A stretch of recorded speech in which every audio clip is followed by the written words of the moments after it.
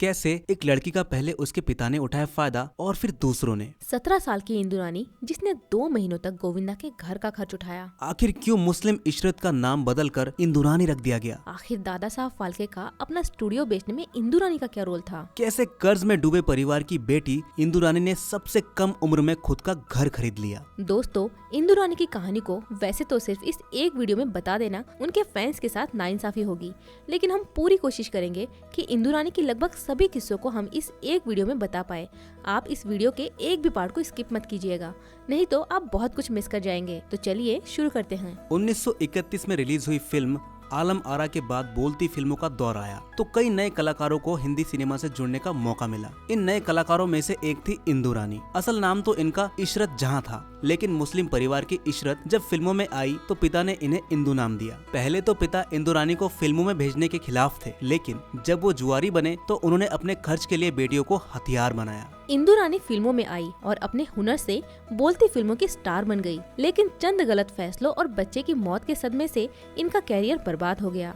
वहीं इंदु रानी 1940 में भारत की सबसे कम उम्र में घर खरीदने वाली लड़की थी। फिल्मों में काम करते हुए इन्होंने मीना कुमारी और गोविंदा के पिता अरुण आहूजा की भी आर्थिक मदद की। कई बार तो ऐसा भी हुआ जब लोगों ने इनकी मदद करने की आदत का गलत फायदा उठाया। इशरत जहां इमामुद्दीन उर्फ इंदु रानी का जन्म 22 जून 1922 को दिल्ली के एक मिडिल क्लास परिवार में हुआ था। ये 7 भाई बहनों में तीसरी थी। इंदु रानी की मां मुनव्वर दिल्ली के जामिया मिलिया यूनिवर्सिटी की तत्कालीन नए खुले हकीम अजमल खान की स्कूल की पहली फीमेल स्टूडेंट थी। ग्रेजुएशन पूरा करने के बाद मुनव्वर शाही घराने की डॉक्टर बनी। इंदु रानी के पिता शेख इमामुद्दीन 17 टांगों के मालिक थे, जिनका इस्तेमाल वो मिशन गर्ल्स उर्दू स्कूल की फीमेल स्टूडेंट्स को स्कूल छोड़ने के लिए किया करते थे। ऐसे ही इशरत और उनकी बहनों को भी पढ़ने में मदद मिली। दोस्तों, एक्ट्रेस सायरा बानो की मां नसीम बानो भी उसी स्कूल की स्टूडेंट थी। वही पिता शेख इमामुद्दीन बहुत ही सख्त मिजाज के इंसान थे और घर की महिलाओं का फिल्मों में काम करना उनको बिल्कुल ही पसंद नहीं था। अपने पिता के सख्त होने के बावजूद इंदु रानी की बड़ी बहन रोशन बचपन से ही बेहद बागी तेवर की थी। एक दिन उन्होंने अपनी कुछ तस्वीरें सरस्वती सिनेटोन फिल्म स्टूडियो को भेज दी। रोशन की तस्वीरें बेहद खूबसूरत थी, तो उन्हें कुछ ही समय में 300 रुपए प्रति महीने की तनख्वाह पर स्टूडियो से ऑफर मिल गया। जैसे ही इस बात की खबर पिता इमामुद्दीन को लगी तो उन्होंने पिटाई कर दी। कुछ समय बाद इंदु रानी के पिता को जुए की लत लग गई। सारी कमाई खत्म होने लगी और परिवार गरीब हो गया। गरीबी में रूढ़िवादी पिता ने भी अपने विचार बदल लिए। कमाई की लालच में वो खुद इंदु रानी और उनकी बड़ी बहन रोशन को अपने साथ पुणे ले गए, जहां कई फिल्में बन रही थी। उस समय इंदु रानी महज 12 साल की थी। 1931 में पहली बोलती फिल्म आलम आरा रिलीज हुई थी। बोलती फिल्मों का दौर आया तो सभी फिल्म मेकर ऐसे नए लड़कों और लड़कियों की तलाश में थे जो सुंदर दिखने के साथ साथ हिंदी और उर्दू बोलने में माहिर हो। पुणे आते ही इंदु रानी और रोशन को दादा साहेब फाल्के के फिल्म स्टूडियो सरस्वती सिनेटोन में काम मिल गया। ये वही फिल्म स्टूडियो था जिसमें इंदु रानी के बड़ी बहन का अपना फोटो भेजने पर उनके पिता ने उनकी खूब पिटाई की थी। पिता ने दोनों बेटियों को फिल्मों में तो लगा दिया था, लेकिन मुस्लिम समुदाय को इस बात से आपत्ति थी। लोगों के तानों से बचने के लिए पिता ने दोनों बेटियों के नाम बदल दिए। इशरत का नाम इंदु रानी रखा और रोशन का सरोजिनी। इनके अलावा भी उस जमाने में ज्यादातर आर्टिस्ट हिंदू नाम रखकर ही फिल्मों में आए थे, जैसे यूसुफ खान दिलीप कुमार बने और महजबी बानो मीना कुमारी। सरस्वती सिनेटोन में इंदु रानी और सरोजिनी को 300 रुपए महीने तनख्वाह पर काम मिला था। जैसे ही काम मिला तो पिता ने दोनों बेटियों की तनख्वाह एडवांस में ली और दोनों को पुणे में उनकी नानी के घर छोड़कर खुद दिल्ली लौट गए। पुणे में इंदु रानी ने पहली बार एक मराठी फिल्म सावित्री में छोटी बहन की एक छोटी सी भूमिका में काम किया। इस फिल्म में उनके साथ सहायक कलाकार के रूप में बसंतराव पहलवान ने भी अभिनय किया था। इंदु रानी बसंतराव को अंकल कहकर बुलाती थी। वही इंदु रानी की पहली फिल्म फ्लॉप हो गई और दादा साहेब फाल्के को बड़ा नुकसान हुआ। इस नुकसान से उभरने के लिए उन्हें स्टूडियो बेचना पड़ा। सरस्वती सिनेटोन बंद होने से दोनों बहनों पर मुसीबत आ गई। न काम था न कमाई का कोई दूसरा जरिया। क्योंकि साथ काम करते हुए दोनों बहनों को मराठी एक्टर वसंतराव पहलवान यानी उनके अंकल से अच्छी पहचान हो गई थी, जिनकी मदद से दोनों ने बॉम्बे आने का फैसला किया।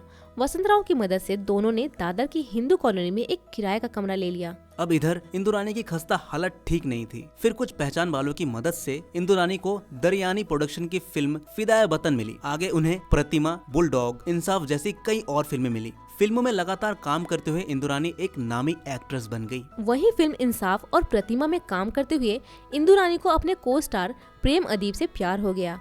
प्रेम अदीब एक कश्मीरी पंडित थे और इंदु रानी एक मुस्लिम। कुछ समय तक साथ रहने के बाद इंदुरानी जान चुकी थी कि प्रेम कभी शादी के लिए अपने परिवार के खिलाफ खड़े होने का साहस नहीं जुटा सकेंगे। ये जानते ही इंदुरानी ने अपना रिश्ता खत्म कर लिया। इधर पूरी इंडस्ट्री में इंदुरानी और सरोजिनी की चर्चा होने लगी। दोनों बहनों को बम्बई के बारे में ज्यादा कुछ पता नहीं था, इसलिए काम के अलावा वो कभी घर से बाहर नहीं निकलती थी। ऐसे में प्रोड्यूसर्स ही उन्हें साइन करने घर आया करते थे। सबसे पहले बी शांताराम ने इंदुरानी को अपने प्रोडक्शन में 300 रुपए प्रति महीने की नौकरी ऑफर की। इंदुरानी को ऑफर तो पसंद था, लेकिन उन्होंने शर्त रखी कि वो तब ही काम करेंगी जब उनकी बहन सरोजिनी और उनके दोस्त वसंतराव पहलवान को भी काम मिलेगा। सरोजिनी के लिए तो वी शांताराम मान गए, लेकिन उस समय वसंतराव के लिए कोई काम नहीं निकल सका। ऐसे में इंदुरानी ने भी ये ऑफर ठुकरा दिया। एक दिन सोहराब मोदी ने दोनों बहनों को अपने स्टूडियो मिनर्वा मूवीटोन बुलाया और 450 रुपए प्रति महीने की नौकरी ऑफर की। स्टूडियो में इंदुरानी की नजर अपने जमाने की सबसे बोल्ड एक्ट्रेस लीला चिटनिस पर पड़ी, जो सिगरेट पीती थी। उन्हें देखकर इंदुरानी ऐसी इम्प्रेस हुई कि खुद भी उनके नकल करते हुए सिगरेट पीने लगी। सोहराब मोदी इंदुरानी को अपनी बहन जैसा मानते थे। उन्होंने कहा, सिगरेट पीना तुम पर नहीं जचता। ये सुनते ही इंदुरानी ने सिगरेट पीना छोड़ दिया। इस समय तक इंदुरानी को ये समझ आ गया था कि यदि बम्बई में सरवाइव करना है तो 3 चीजें बहुत इम्पोर्टेंट है, और वो है रोटी, कपड़ा और मकान। इसी को ध्यान में रखते हुए इंदुरानी ने एक दिन में डबल शिफ्ट करना शुरू कर दिया। लगातार काम करते हुए इंदुरानी ने इतने पैसे जुटा लिए कि उन्होंने महज 18 साल की उम्र में मुंबई के सांता क्रूज में अपना आलीशान बंगला खरीद लिया। उस जमाने में द टाइम्स ऑफ इंडिया ने अपने फ्रंट पेज पर ये स्टोरी छापी थी कि इंदुरानी 18 साल की उम्र में मुंबई में घर खरीदने वाली पहली एक्ट्रेस है।